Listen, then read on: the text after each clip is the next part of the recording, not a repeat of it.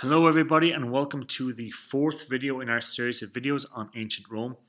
We have already looked at two themes that dominate our study on understanding of history. So we looked at the division between those who have power and those who do not have power, as seen between the patricians and the plebeians. And we also looked at the theme of violence as seen through Roman soldiers and the Punic Wars.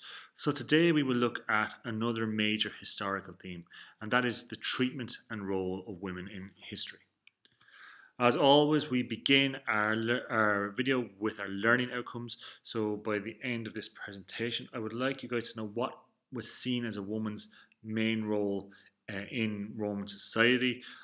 Second, I would like you guys to know what school life was like for girls in ancient Rome. And finally, I would like you guys to know what the word misogyny means and who the Vestal Virgins were.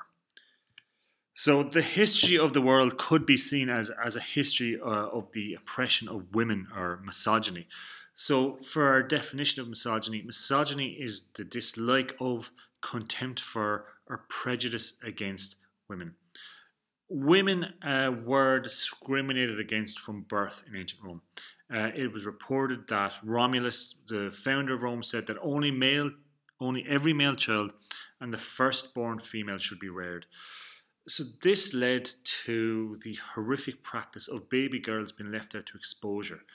To be left out to exposure is to be left out to the elements, basically to die. There are accounts of baby girls being left on rubbish heaps just to die. A really horrific practice, but something that showed the Roman attitude towards girls. Daughters of patricians or rich plebeian families, they did get some form of education.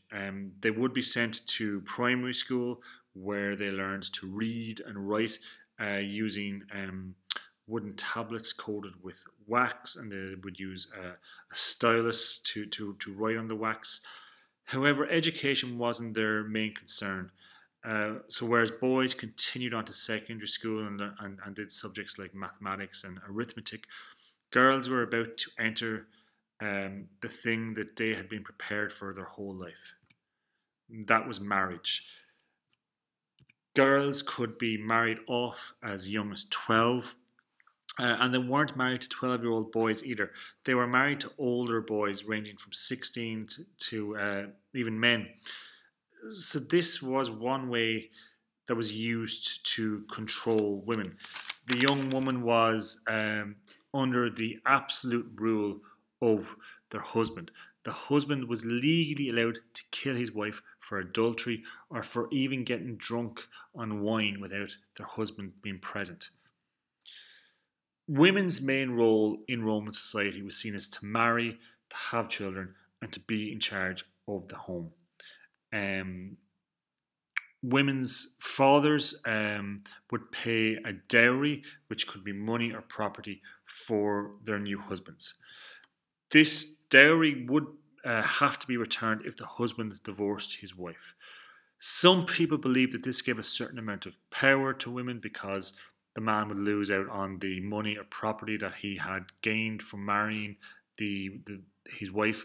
But in reality, this power was really non-existent because women could not divorce men. Only the man could divorce his wife, which shows where the power really was.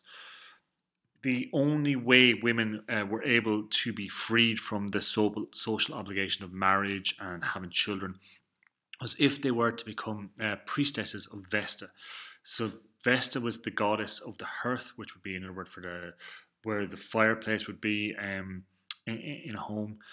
And these priestesses were in charge of keeping the sacred flame of Rome lighting, and would have to perform various rituals which men were not allowed to be present for.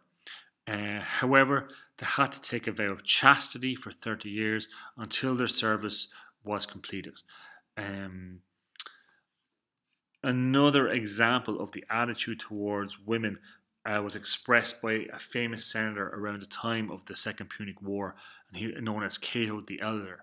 And he said, "Woman is a violent and uncontrollable animal. Once they have equality, they will be your masters."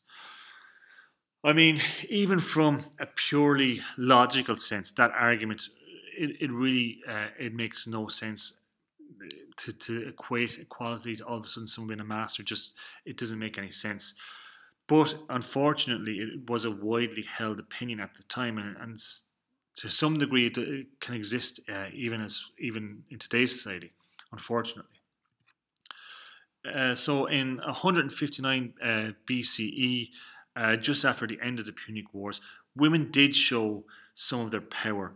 When again, just as the plebeians went on strike, the women of Rome went on strike against oppressive laws that had banned them from wearing elaborate jewellery. These were known as the Oppian Laws.